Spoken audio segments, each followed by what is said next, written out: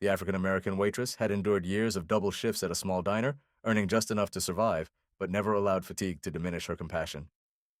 When she noticed a frail boy in a wheelchair trembling in the downpour outside, she immediately brought him inside, provided food, and created a safe environment for him. From across the street, a billionaire observed their every interaction. That billionaire was the boy's father, and her simple act of kindness would soon open opportunities she never could have imagined. The rain fell relentlessly, beating against Lexington Avenue's pavement, transforming the cracked sidewalk into a treacherous surface. Streetlights flickered dimly, barely illuminating the worn buildings lining the street. It was late after 11, and the diner should have been closing. But Serena Carter wasn't one to turn away someone in need, not when they needed assistance, not when the world had already done enough to push them down. And she was wiping the counter, her chestnut-brown skin damp with perspiration after an exhausting 12-hour shift, when she spotted the small figure outside. A boy, hunched in a weathered wheelchair, dark hair plastered to his forehead, a tattered coat barely protecting him from the cold. He sat just beyond the neon Lexington Diner sign, hands gripping a frayed blanket that provided no protection against the chill. Serena set down her cloth with concern and pushed open the diner door, shivering as the wind hit her. "Hey, sweetie," she called gently, crouching beside him. "What are you doing out here all alone?" The boy initially flinched, then looked up, his blue eyes wide, uncertain, searching. "I'm waiting for my dad," he mumbled, his voice barely audible above the rain. Serena glanced up and down the empty street. No one. Just the dim glow of a pawnshop's cash for gold sign flickering across the road, and the sound of tires hissing against wet asphalt. "Where is he?" she asked, concern evident in her voice. The boy shrugged, pulling the blanket tighter. Serena exhaled, biting her lip. She had witnessed too many nights like this, too many children left waiting for someone who wouldn't come. "Well, you can't stay out here in this weather," she offered a warm smile. "Come inside with me, okay? It's warm, and I've got something special for you." The boy hesitated briefly, but then slowly nodded. Serena gently took hold of the wheelchair's handles and pushed him into the diner, the warmth enveloping them immediately, along with the aroma of buttered toast and burnt coffee, creating a comforting atmosphere. She guided him to a booth near the radiator, draping a fresh towel over his shoulders before crouching to meet his eyes. "I'm Serena," she said with another smile. "What's your name, sweetheart?" The boy sniffed, fingers curling around the blanket edge. "Daniel?" Serena nodded approvingly. "That's a strong name. Are you hungry?" He nodded hesitantly. Serena didn't wait for further response. She moved toward the kitchen, pulling out fresh sourdough bread, slicing it with practiced ease. Minutes later, she placed a steaming plate before him, grilled cheese golden and crisp with a bowl of tomato soup alongside. Her favorite comfort meal, the one her grandmother prepared when nights were too long and the world felt too harsh. "This one's on me," she said, tucking a napkin into his lap. Daniel's blue eyes widened as he took his first bite, the cheese stretching in long, melted strands. "This is the best thing I've ever had," he whispered, his voice filled with something close to wonder. Serena chuckled, watching him devour the sandwich. "Good food makes everything better," she said lightly. But inside, she felt the familiar ache, the one that surfaced when she saw someone so young, so small, already bearing the world's weight. What she didn't realize was that someone was watching. Across the street, a sleek black Bentley remained stationary in the shadows, its tinted windows reflecting the diner's neon glow. Inside, Raymond Holt sat silently, his keen gray eyes fixed on the scene unfolding before him. At 46, Raymond had built his empire on control, precision, ruthlessness. Holt Dynamics was the heart of Baltimore's tech industry, a billion-dollar enterprise operating on efficiency, not sentiment. And Raymond, its CEO, had spent years ensuring that nothing, no person, no emotion, no weakness could interfere with that. Yet here he was, watching, listening, contemplating. Daniel was his son. And that woman, that black waitress in an inexpensive apron, in a rundown diner, was feeding his son for free. Raymond's jaw tightened. He had been delayed on a call, an emergency, with Japanese investors, and had told Daniel to wait by the diner for just a few minutes. He hadn't anticipated this. He reached for his phone, dialing quickly. "Nora," he said when his assistant answered, "get down to Lexington Diner. No suits, no heels. I need you there in 20 minutes. A pause. "Sir?" Raymond's grip on the phone tightened. "Find out everything you can about the woman who just fed my son." Then he ended the call. Inside the diner, Daniel was laughing for the first time all night, swinging his legs beneath the table, soup stains on his chin. Serena wiped them away with a napkin, shaking her head. "Messy eater, huh?" Across the street, Raymond watched, his expression unreadable, his mind already working, already calculating, because he didn't believe in kindness. He believed in debts. And whether she realized it or not, Serena Carter had just put him in hers. Serena wiped her hands on her apron, glancing toward the diner window as rain continued falling, streaking down the glass in uneven lines. Daniel was finishing the last bite of his sandwich, his fingers warm now, no longer trembling. His face had lost that weary tightness, that guarded expression children his age shouldn't possess. She felt a small sense of satisfaction. One more person, one more moment of kindness. That was enough for her. Then the door swung open. Cold air rushed in first, followed by a woman in jeans and a hoodie, blonde hair tucked beneath a faded Orioles cap.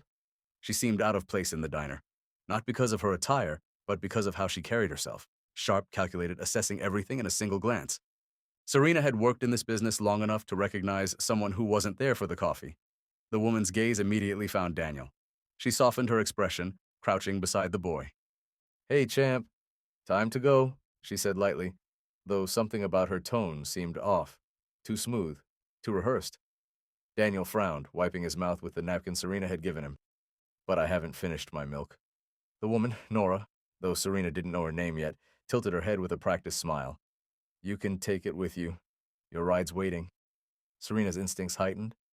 She had witnessed too many people dismissed, erased, shuffled away without consideration. Too many instances where someone like her wasn't expected to ask questions. But she always did. She crossed her arms, studying the woman carefully. "You know him."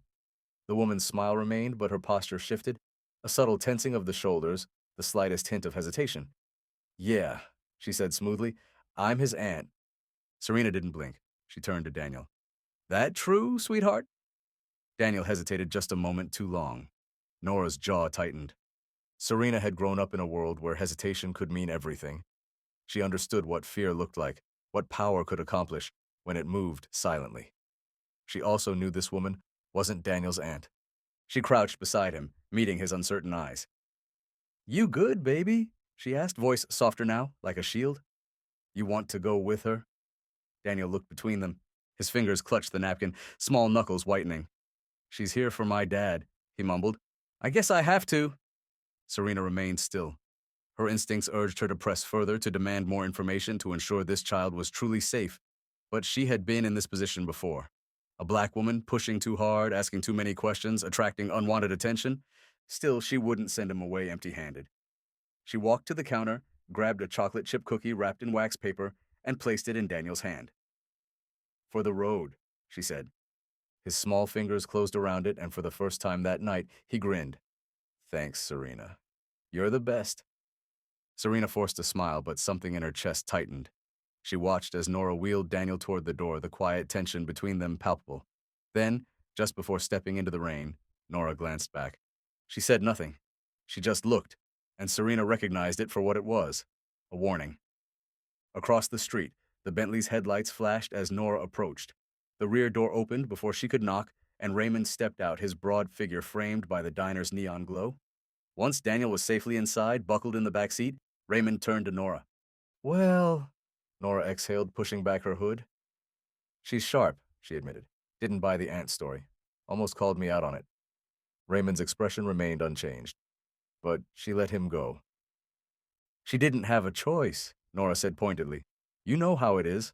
A black woman, making a scene. She would have been the one in trouble, not me." Raymond's jaw twitched, but he remained silent. Nora crossed her arms. "She's not like the others." Raymond already knew that. He had observed the moment Serena stepped into the rain without hesitation, and the way she spoke to Daniel as if he mattered, not as if he were an inconvenience. He had watched people bend, flatter, manipulate for his money, but she hadn't even known it was his son, and she had helped anyway. That made her dangerous. He opened the car door, sliding inside, his voice low. "I want everything on her. Name, address, background." He fastened his seatbelt, staring straight ahead. "I want it on my desk by morning." Nora hesitated slightly too long. "Sir?" "By morning." She exhaled, then nodded. "Understood." The Bentley pulled away from the curb, the diner diminishing in the rearview mirror. But Raymond wasn't thinking about the city lights or the traffic ahead. He was thinking about Serena Carter and the Daddy odor. Serena trudged home that night, sneakers soaked from the rain, the cold penetrating deep into her bones. The diner's meager tips weighed lightly in her pocket, barely sufficient for rent, let alone groceries. But Daniel's smile stayed with her. Nevertheless, something about the encounter bothered her, that uneasiness creeping beneath her skin. She had seen it before, that forced, polished smile on the woman's face, Daniel's hesitation before answering. That wasn't just any stranger collecting a child, that was someone who knew precisely what they were doing.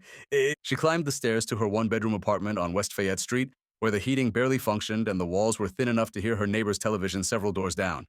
The moment she closed the door behind her, she leaned against it, rubbing her face. She had learned long ago not to involve herself in matters that weren't her concern. But this felt different. This felt wrong. Before she could dismiss the feeling, someone knocked at her door. Serena tensed. Nobody visited at this hour. She peered through the peephole, and her stomach lurched. A man stood outside, tall, broad-shouldered, wearing an expensive black coat that appeared to cost more than her entire rent. His face was angular, his gray eyes cold and assessing, as if he had already analyzed her before she even opened the door. She kept it closed. "Who is it?" A pause. Then a voice. Deep, controlled, too controlled. Raymond Holt. The name meant nothing to her. "What do you want?" she asked, hand remaining on the lock. Another pause. "To talk." Serena's instincts screamed to refuse, but curiosity prevailed. Slowly, she unlatched the door and opened it just enough to see his face clearly. He didn't belong in this building, in this neighborhood, in her world. "I don't know you," she stated flatly. His expression remained unchanged. "No, but you know my son." Serena's pulse quickened. She examined him carefully now, how his presence filled the narrow doorway, how his coat remained damp from rain but his shoes were spotless. This was wealth, power, the kind that could destroy people without raising a hand. Her grip tightened on the doorframe. "Daniel," she said slowly, "you're his father." His nod was barely perceptible. "I was across the street tonight." The chill in her bones intensified. "You were watching?"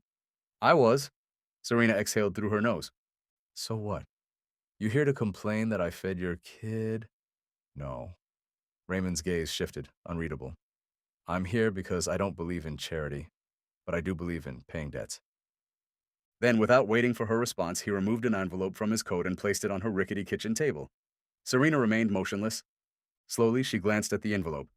Thick, expensive, the kind of paper with weight, the kind that suggested whatever was inside wasn't insignificant.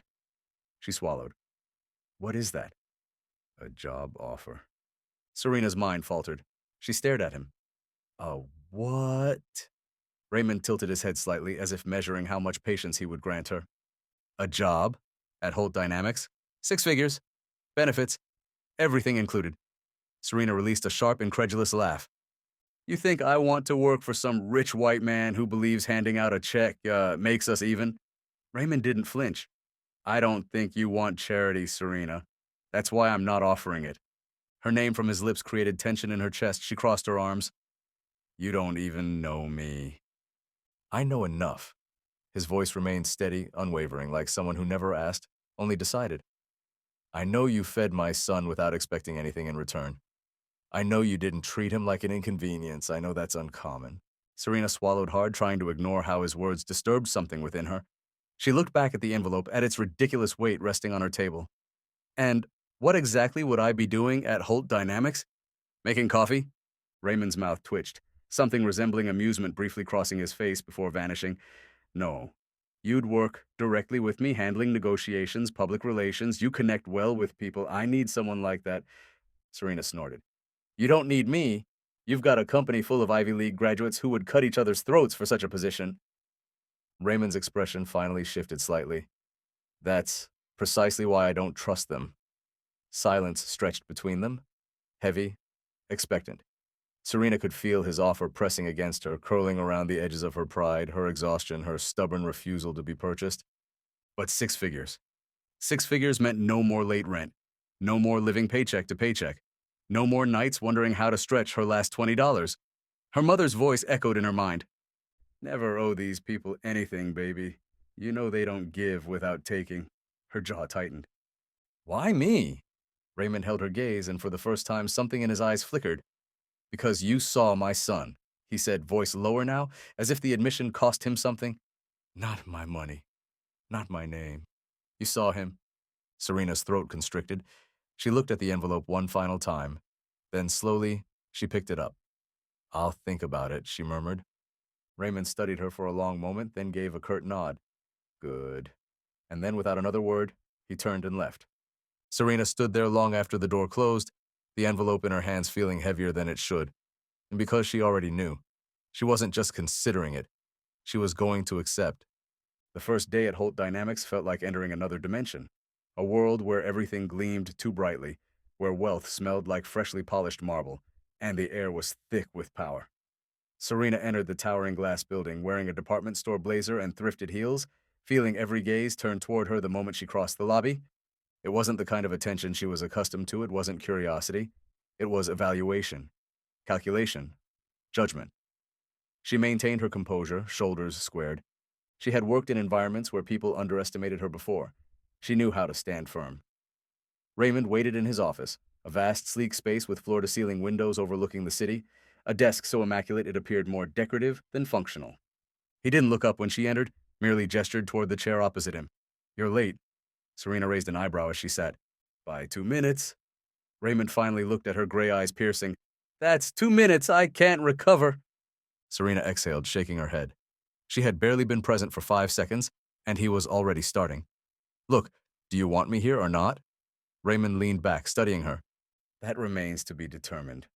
Before she could respond, the glass door opened and Nora entered, tablet in hand, expression unreadable. Serena noticed how the woman's eyes briefly examined her as if assessing whether she belonged. The verdict was obvious. She had already decided Serena didn't. "Ms. Carter," Nora said smoothly, "welcome to Holt Dynamics." Serena met her gaze directly, a slow smile forming. "Oh, we're using surnames? Fine. Good to see you again, Ms. Winters." Something in Nora's eyes flickered momentarily before she redirected her attention to Raymond. "I've prepared the reports for the upcoming negotiations with the Orion Group." She handed him the tablet, barely acknowledging Serena again. "Would you like me to brief her on company protocols?" Raymond didn't look up. "No, I will." Serena wasn't certain if that was positive or a caution. Nora simply nodded, but before departing, she paused briefly at the door, glancing back at Serena once more. "Good luck," she murmured. Serena tilted her head. The way she said it didn't sound encouraging. It sounded cautionary. She had little time to consider this before Raymond immersed himself in work. No pleasantries, no settling in. He retrieved a file and pushed it across the table. "Orion Group," he stated. "They want to implement a contract that would reduce labor costs by outsourcing jobs overseas. That means layoffs, thousands." Serena scanned the file, her stomach turning. "And you want me to what?" "Convince them otherwise." Raymond's gaze remained steady. "I want you to do what you excel at, connecting with people." Serena leaned back, crossing her arms. "So, let me understand. You hired me because you think I can what? Charm these billionaires into developing a conscience?" Serena narrowed her eyes. "And what's that?" He leaned forward slightly. "That people with nothing to lose fight the hardest?" His words resonated deeply within her, touching something unspoken but true. She stared at him for a moment, then exhaled, shaking her head. "You speak in riddles frequently for someone managing a tech empire." For the first time, the corner of his mouth twitched, almost a smile, but not quite. And then, just like that, the moment passed. "Meeting at noon," he said, standing. "Try not to be late." Serena rolled her eyes but didn't argue. She had work to do. The conference room was colder than the rest of the building, all steel and glass, as if designed to make people uncomfortable. Serena sat beside Raymond at the long mahogany table, facing 3 men in tailored suits, each radiating the confidence that came from knowing they could buy and sell entire lives with a single signature. The group's leader, Philip Langford, 60, white, hair slicked back as if old money arrogance was inherited, barely glanced at her. Serena had encountered men like him before, those who only valued people resembling themselves. She didn't reveal her feelings. Raymond initiated the conversation, addressing the issue directly. "You want to relocate production to Taiwan. You claim it will reduce costs, increase efficiency." He paused. "I say it will destroy a workforce that has built this company's foundation for over a decade." Langford offered a slow, thin-lipped smile that never reached his eyes. "You misunderstand, Raymond. It's not personal, just business." Serena's fingers curled beneath the table. "Not personal." She had heard that phrase too often in her life. When her landlord suddenly increased rent because developers wanted to revitalize the neighborhood. When her mother lost her textile plant job because they found cheaper labor overseas. When corporations like this devastated communities and called it strategy. She smiled, but with determination. Interesting, she said, tilting her head, because it's always just business, until your own job is threatened. Langford's attention shifted to her for the first time. Raymond didn't interject, he simply observed. Langford exhaled sharply through his nose, as if he had more important matters than entertaining staff comments. And you are. Serena maintained her composure. Serena Carter. Holt Dynamics. He assessed her briefly, and she recognized the exact moment he dismissed her. She wasn't concerned. She had been underestimated previously. Langford reclined in his chair, waving dismissively. Look, sweetheart, I understand. You consider us villains, but this concerns numbers. It's about practicality. Sweetheart. Serena's jaw tensed. She leaned forward, mirroring his posture. Very well, she said coolly. Let's discuss numbers. She slid a document across the table. This analyzes the consequences of offshore production. Yes, initial costs decrease, but within 3 years, when labor demands increase, your new manufacturing center becomes expensive. You'll invest millions in restructuring, rehiring, and managing PR disasters when headlines declare American workers betrayed for profit. She tapped the paper. This isn't speculation, it's market analysis. Langford glanced at the file, but didn't touch it. Serena maintained eye contact, unwavering, resolute. You can make the intelligent choice now, she said, voice calm, decisive. Or explain to investors why short-term gains cost them long-term returns. Silence followed. Finally, Langford exhaled, picked up the document, and reviewed it. Raymond didn't smile, but Serena sensed the room's atmosphere change. She had just altered the dynamics. Langford set the paper down, his expression neutral. We'll reconsider the proposal. Raymond nodded. Please do. The meeting concluded shortly after. As Langford and his associates departed, Serena felt Raymond watching her. She turned to him. Well? Raymond observed her momentarily, then said, I knew I hired you for a reason. Serena smirked. Absolutely right. And for the first time since entering Holt Dynamics, she felt she belonged. 2 months later, Serena had established her rhythm at Holt Dynamics, or so she believed. She had learned to navigate the corridors of influence to maintain her position in a world that barely acknowledged her existence. She had confronted Philip Langford and emerged victorious. She had demonstrated to Raymond and herself that she wasn't merely present as a symbolic gesture, a corporate diversity initiative. She was there because she deserved to be. But victories at the top were fleeting, and because now the company faced trouble, Serena faced trouble, and someone had deliberately positioned her to take the blame. She had just returned from a client meeting when Nora intercepted her in the hallway. We have a problem, she said, her tone urgent, serious. Serena frowned. Define problem? Nora didn't respond. She simply handed Serena a printed email. Serena's heart sank instantly upon seeing the contents. It contained a company report, classified financial data. It had been leaked to the press, and the email forwarding it bore Serena's name. The words blurred, the atmosphere thickened, became oppressive. She forced herself to breathe. This isn't mine. I know, Nora replied, but someone wants it to appear, so... Serena's pulse pounded in her ears. She had experienced enough similar situations to understand how quickly they escalated. A black woman, in a predominantly white power structure, wasn't granted the benefit of doubt.